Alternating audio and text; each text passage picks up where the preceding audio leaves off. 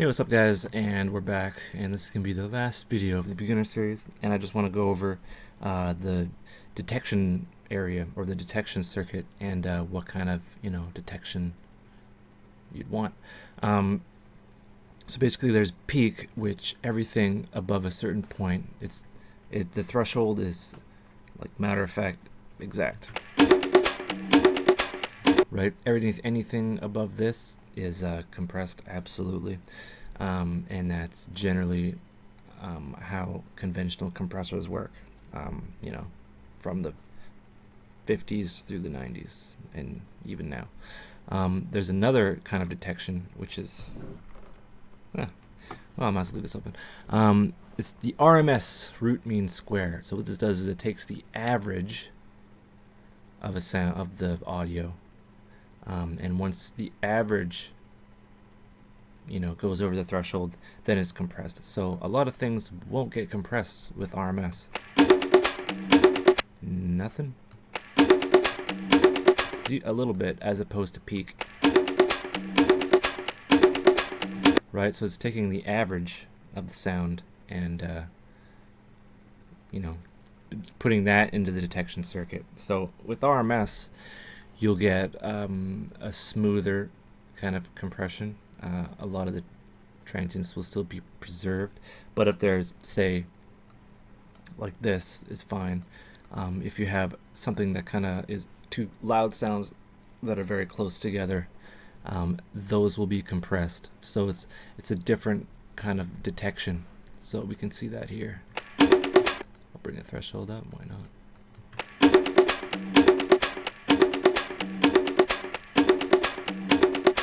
Right, so when there's the most density in your signal, that's when the RMS is detecting, as opposed to peak, which is everything.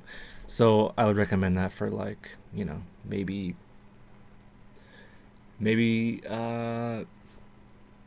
for example, an orchestral track, where it starts off kind of quiet, and then it builds up to loud and then to quiet again.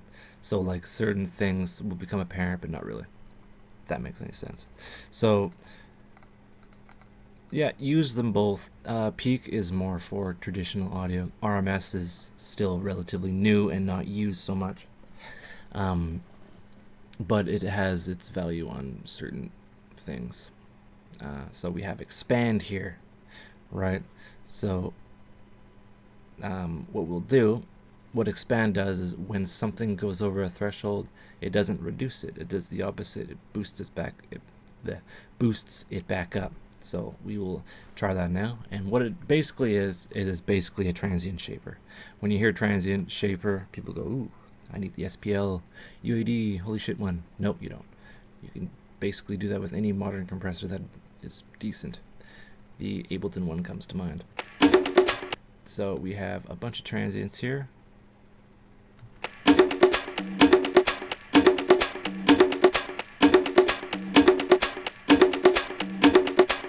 Right, so we'll give it a quick release, high ratio. The ratio is the amount we boosted up, and you can see it's going in the opposite direction. Look out.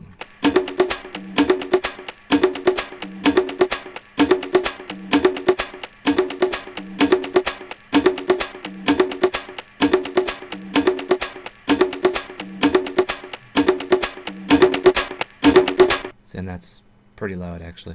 So yeah, you can just kind of have it chipping away at the mountaintops here, and that'll add a bit of presence. You can do that on snares, basically anything. If you have a kick and you want it to be punchy, and you're just like, I don't know what I'm doing, you can do that so the click of the kick is more pronounced. You can use this on, say, if you take a sample from somewhere, you can add a lot of punch to it, like the old school kind of tracks, and generally bring things up. So you can have the output down, and then, oops, never mind. So you can have that down, and then we'll do that. right? And we have all of our little mountaintops going through. We could bring that down.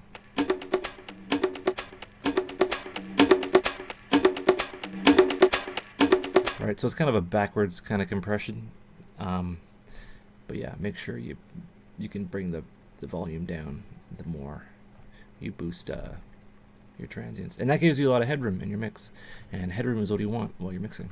So we got loud kind of all over the place. I want to take these guys and make them important. So what you do, expand. All right, I've talked enough. Yeah, this is the last one.